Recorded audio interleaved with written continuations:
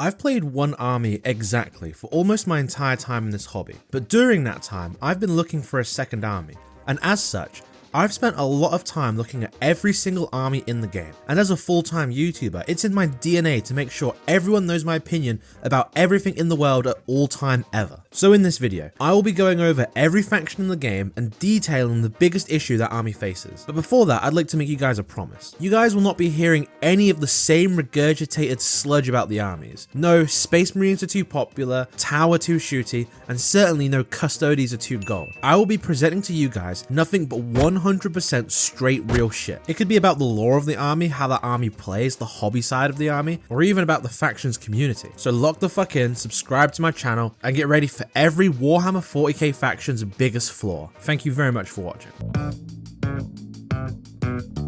Now I'm starting with Imperial Knights because their big flaw is the reason I wanted to make this video in the first place. Now if I was to ask you, what is Imperial Knights' fundamental flaw? I'm guessing most of you would say no small models. The lack of an infantry model makes Knights quite static, but you know who wouldn't claim that to be Knights' crucial flaw? Imperial Knights players. It's the lack of small arms fire that makes Knights cool. If I wanted to play turbo god machines with little dudes for support, I'd play Eldar, or Admech, or Orks, or Tau, or any other army. In fact, only being able to use huge robots is the #1 draw to Knights. It makes you feel like you're commanding some kaijus as they tear up a city. When I complained about my friends starting Knights in my last video, a lot of people commented that Knights vs Knights is actually really fun and balanced, and that I should give Adeptus Titanicus a try. But the reason Knights vs Knights is kind of lame is because I'm no longer the super mega god machine rampaging through a crowded city. Now we're just playing shit kill team. So if the lack of infantry isn't Knights' biggest flaw, then what is it? Well, personally, I think that Imperial Knights has the single biggest issue in all of 40k, and that is that they are not a try-hard army. They don't have any fancy movement tricks, and they're extremely predictable in what they'll do. But they're also inherently uncasual. They're way too stat-checky for the average casual game, so they float around in this awkward middle ground that's kind of fun for no one. They just don't really have a place in 40k. I know they're good competitively right now, and they have their moments like all armies when something's undercosted, but the standard way to play Imperial Knights, for me at least, is to give your opponent heads up that you're playing Knights and let them tailor their list a bit, which is much better for your opponent, but it does kind of mean that Knights are really hard to enjoy sometimes. Okay, I know, I said I wouldn't use the same generic arguments, and I know that I used exactly this as an example of what I won't be saying, but this is the one exception. The fact that Space Marines are the default basic army is really damning. They have such a rich catalogue of models, which means you could run Space Marines in any way you want. That's hard to pass on, but I think the #1 reason people do pass on Space Marines is because they just don't want to play the most common army. I've gone to one tournament ever, and I had such a fun time learning all the meta armies so I could prepare for anything, but I just ended up playing against 4 Space Marine players and 1 Necron chud. Whilst this is obviously Space Marine's biggest flaw, it is boring, and everyone knows it's true. So let me do a quick rapid fire round for some of the chapters. Black Templars and Dark Angels are really cool, but if you want to play Space Marines but they're Knights, just play Grey Knights because they're the coolest. And 3 Knight themed Space Marine chapters is a bit excessive. White Scars are cool Biker Marines, but Outriders are terminally boring models to use. It's been years and they still don't have special weapon variants. Salamanders are my favourite loyalist marines, but it pisses me off that Vulcan is the most returnable Primarch and we still don't have him. Every single time Games Workshop uses the word perpetual, it's like they're starting up yet another unempathetic handjob in a decades-long edging streak. Ultramarines are the default of the default marines, and Blood Angels piss me off because red is a boring colour for an army, although that one might be a bit personal. Finally, as for Space Wolves, I challenge you guys to find me a Space Wolf player that isn't wearing exactly one of these beat up dusty metal band shirts. Now for any Guard players out there, my problem is that I think Astra Militarum doesn't roll off the tongue as well as Imperial Guards. Just feels too copyrightable. Now that's my final answer, skip forward 60 seconds. Now for everyone else, I really need you to hear me out on this one because I know people get a bit touchy about this. I think one of the biggest demographic for Imperial Guard players are those who would rather be playing bolt action but can't find anyone else to play with. My little brother plays Imperial Guard and that's exactly his reason. And again, one last warning, I fully admit this is totally unserious and 100% anecdotal, but of the 7 to 8 different Imperial Guard players that I've faced in my years, 2 of them had swastikas on their tanks, and I know, it doesn't mean anything. They both seemed like really nice people who were just really into historically accurate war games. I wouldn't have played against them if I thought they were actually but I can't lie, it's really off-putting. And again, like that's 2 people out of the tens of thousands that play Imperial Guard. But you guys know the saying, if I had a quarter, it's weird I have 2. It's really weird. I never thought I'd play Custodes, but now that I'm putting together an insect-themed Custodes army called the Bugstodes, I never realized how gorgeous these sculpts are. Each one of them has so much personality, and I really see why Custode players love their Golden Boy so much. But my issue with the Custodes is that I think their player base gets a bit too hung up on the idea of Custodes being perfect. I once played a game with a Custodes player at my uni, and when he was lord dumping on me during my turn, I, as a really big Harlequins fan, mentioned that the Solitaires are probably stronger than Custodes. Very half-heartedly, may I mention. I was just trying to measure out 6 inches, which is a rather alien number to me. When this guy started throwing an actual hissy fit about how that book isn't canon and the writer was woke and didn't know Warhammer. Really odd chap. I know, again, that's super anecdotal, but I just don't want to spend every entry like, I think Custodes have too much gold. It's just boring. I don't really have much to say about Admech. In my tenure as a Warhammer player, they're the only army I have never played against. I always hear Genestealer Cult players remark that they're the least popular army, but I've met a good couple of Genestealer Cult players. For me personally, Admech are by far the most elusive army. I've never even seen one on the table nearby me, it's strange. I've been on the verge of impulse buying Admech. I paint everything bright pink, and I think their cloaks would look amazing in pink. I'm always put off by the price tag, and I'm just going to assume that's why there's so few Admech players. A much smaller issue with Admech is that I wish they'd lean more into that steampunk thing they have going on with their flyers. It's almost a half-realized sub-theme of the army, but I think it has a lot of potential. I would just love to see a steampunk-themed Admech army on the table. I think it would look sick. Everyone knows about that guy. The power gamer that wins at all cost except the cost of soap. The try-hard, unlikable player that forgets Warhammer is a social game. Well, there exists a lesser talked about that guy. The player who always plays wearing an edgy anime babe hoodie, wears stupid accessories like anime arm wraps, and exactly this face mask. And their phone wallpaper is always their favorite League of Legends female drawn in a hideous unofficial art style 5 cup size larger than normal. Well, that guy 9 out of 10 times will be playing Sisters of Battle. Sisters also have the reputation of being a bit of a girlfriend army, like the kind of casual army that someone's girlfriend might pick up if they're forced to try out the hobby. But that's factually incorrect. I'll tell you with 100% accuracy which army is the girlfriend army when it comes up, but take a guess in the comments, you'll be wrong. My biggest issue of Grey Knights has actually been fixed in the last couple of editions, but I want to talk about it anyway because it's kind of funny. But I remember when like a third of the Grey Knights codex revolved around punishing demons, which was super flavorful and a really fun thematic twist. But it was really annoying the 95% of games you weren't playing against demons. I remember when I was younger, I think around 7th edition, we had a Grey Knight player and a demon player at our locals, and every week the Grey Knight player would ask the demon player for a game, and they said no every single time because they didn't want to get shat on. I'm glad that dynamic's gone, but it was kind of funny. I'm not going to spend too long on Imperial Agents because everyone knows what the issue is. It's virtually non-existent in competitive play, and it's for exactly one reason. Everyone say it with me now. Where the fuck did the monkey go? That charming little monkey model that looked like it was sculpted a century ago was one of the funniest models in the history of the game. And I always remember looking at it as a kid and wondering what army it was a part of. I didn't know free agent models were kind of a thing, and I always wanted to play whatever army had the monkey. And finally, Imperial Agents get a codex all their own, and the monkey just goes missing. Absolute waste of a codex. Besides being on the brink of not existing as an army, like it's genuinely almost heretical the way this army phases in and out of existence like a demon. The biggest problem for me, at least as someone with a vague interest in playing the army, is that I cannot for the life of me be asked to figure out how a unit with 9 different types of models work. Does the jump pack do anything with his 9 foot-bound brothers? Does the one Terminator take all of the armor saves? And what the fuck does the guy with the motorbike do? All questions with answers, just answers I don't care to find out about. Okay, I know this is the second time I'm having this rant in my 2-video Warhammer catalog, but why can't we summon demons? The second summoning demons comes back as an option, I'm dropping whatever armies I'm playing and one-tricking chaos until it fucking leaves again. Summoning is literally the coolest mechanic in any game that has summoning. If it's that hard to balance, just make it bad. Suckers like me will still buy twice the amount of models to run in a summoning list. I have an easy way to balance it. Just have certain characters that create summoning points, so people like me free freaks can just max out on those units and then make those units overcosted to hell. I would happily pay 400 points for a captain that might result in like 200 points of demon coming onto the table. It was such a slow degradation of the mechanic as well. They didn't just remove it. It was painful watching demons come from outside the game to being a really awkward psychic teleport shenanigan to just becoming deep strike, I guess. With the demon codex disappearing as well, summoning demons in Chaos Space Marines is the perfect excuse to still make us buy those models. If you're on the edge about this Games Workshop, if you decide to bring summoning back, I will shill your products till the end of my fucking life.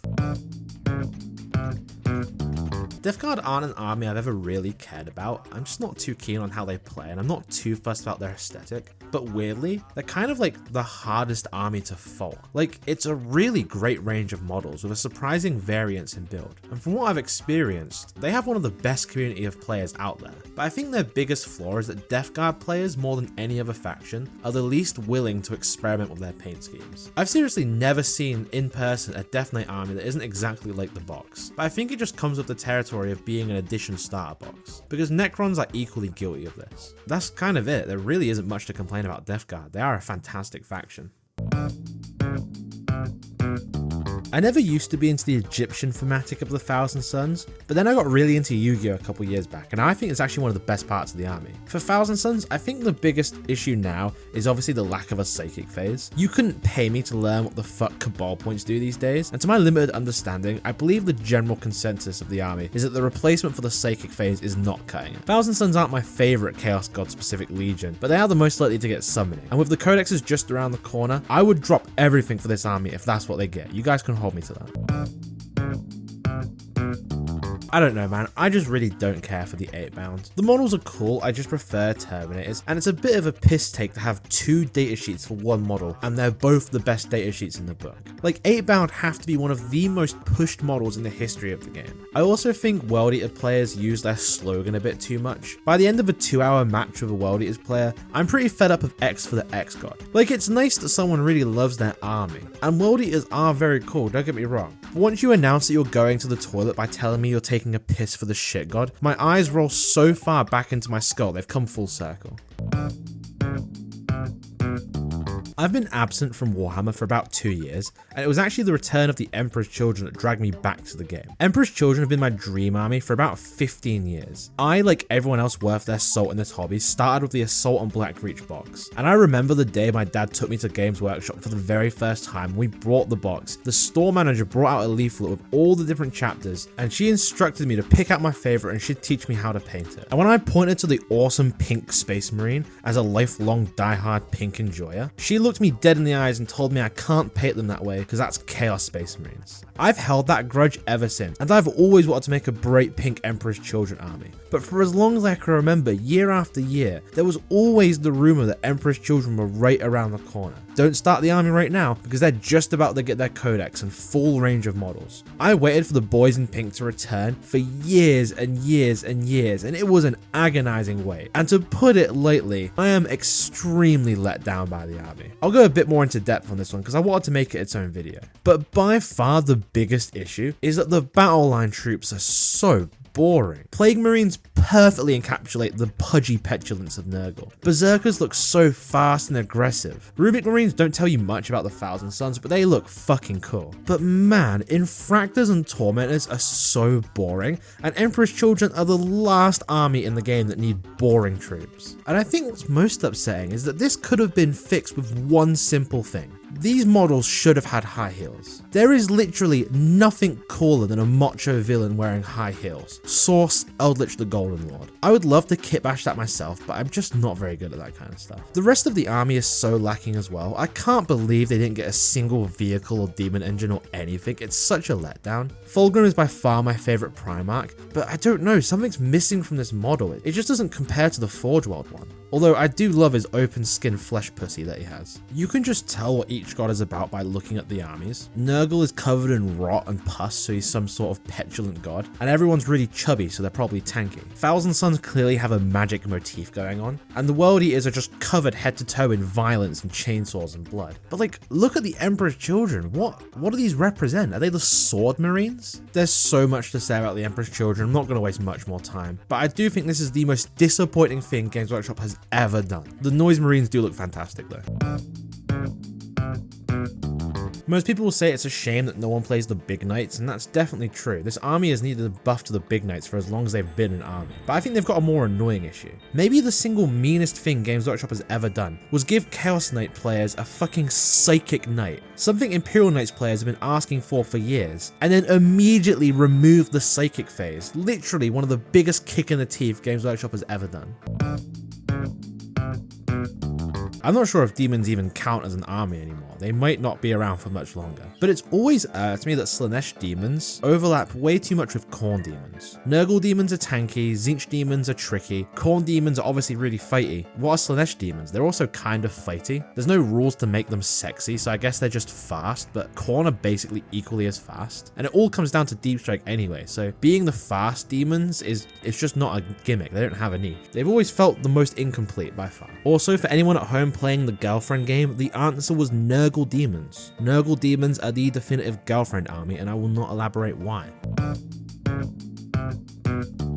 Tyranids have actually been the single hardest army for me to think about anything negative for, even harder than Death Guard, which is weird because I'm not the biggest Tyranid supporter out there. I do like them. So this one's going to be super nitpicky. I've never really liked that people call them the Bug Boys. I don't know, they're just not very insect-like to me. I've always felt the Kroot look way more insectoid than the Tyranids, but again, that's an unbelievably minor issue. I guess I'm not a fan of the new models they got this edition. The Screamer Killer looks particularly stupid, but I do know it's a throwback to the original Carnifex, so I guess it's not a big deal either. Actually, no, I got it. I wish the Carnifexes were a lot better. I think it's weird that every army has a dedicated distraction Carnifex, yet the Carnifex has been missing in action for like a decade. That's kind of it. Tyranids are awesome. I wish people would use the Biotitan actually, that as well. Aeldari are just annoying in general. They're the premier that guy army, but by far my biggest issue isn't even really the fault of Eldars, it's just Games Workshop. But the Harlequins have been done so dirty, it's depressing. I remember when they announced the Harlequin Codex was getting axed. They told us it wouldn't make a difference, there'd just be less books to buy. But no, the Harlequins are essentially dead as an army, and I hate it. I don't like overly tricky armies. Eldar are probably the biggest offender for this, but for some reason to me, Harlequins were the exception. I wish they were more tricky. Growing up, Harlequins were one of the armies I always wanted, but I steered away from them because of the difficulty of painting. But as I grew up and got more confident, I started to care less about the painting, but was more put off by the fact they probably won't be an army for much longer. And that ended up coming true. It's really lame, and I just wish we had more Harlequin stuff.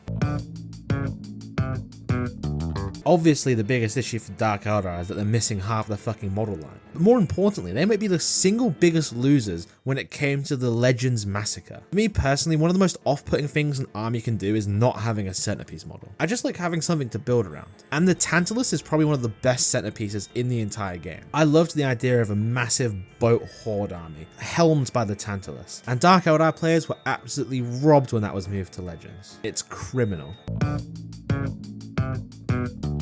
Necrons are actually probably the easiest army for me to lock in a big issue for. I've always been interested in Necrons, but every single time I look at Necrons, every edition, every balanced data slate, every random month, Reanimation Protocol does something different. Well, no, it doesn't do anything different, but it works slightly different in a way that's really annoying. In my last video, a lot of people recommended Necron Warrior Tar Pit Army, which is kind of exactly what I was looking for. And it's such a good idea, but I can't be asked to keep up with every iteration of Reanimation Protocol. It's really annoying. Everyone thinks they have a personal gripe with Tau, but I have a much more personal gripe with Tau. Again, referencing back to my last video, I really love artillery. I think it's the coolest thing in the game. And Tau players are probably the #1 detractor of artillery, complaining that it's unfair that the light infantry and light vehicles can get taken out despite being behind cover. But you guys are aware, right, that hopping over a wall, unloading all of your guns, and hopping back over that wall is the exact same thing as artillery. You guys are just abusing artillery and you don't have the keyword that makes it bad. Load of hypocrites, honestly. I hope that Kroot get the faction battle box every single edition for the rest of time.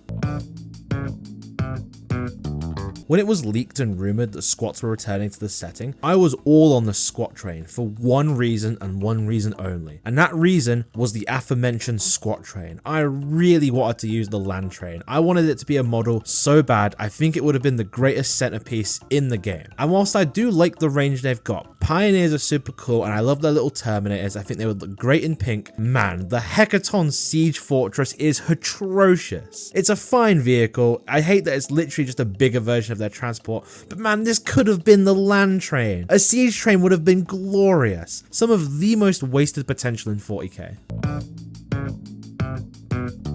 To me, Orks are the definitive Warhammer army. They encapsulate pretty much everything 40k, especially the hobby side of things. And I understand why Orks have the most fanatical fanbase bar none. But within the Orc community, there is one piece of wisdom that's spread around quite often, which I think is just a blatant lie. You may have heard the mantra, there's no way to paint Orcs wrong. This is so astronomically untrue, it's painful. And I'm gonna have to out myself here. Again, in my last video, a lot of people were surprised that I don't play Orcs, specifically Grots. And to that I say, I tried. My pile of shame is comprised of almost entirely a pile of 18 kilocans. Uncontested my favourite model in the game before the Krutox Rider got a new sculpt. And I went into my Grot army headstrong. No matter how bad it came out, you can't paint Orcs wrong. Now you look at my first attempt at a kilocan and you look at my beady little eyes and tell me this isn't painted wrong. I would love to get an all Grot army going. Goblins are kind of my thing, but this forever put me off painting kilocans.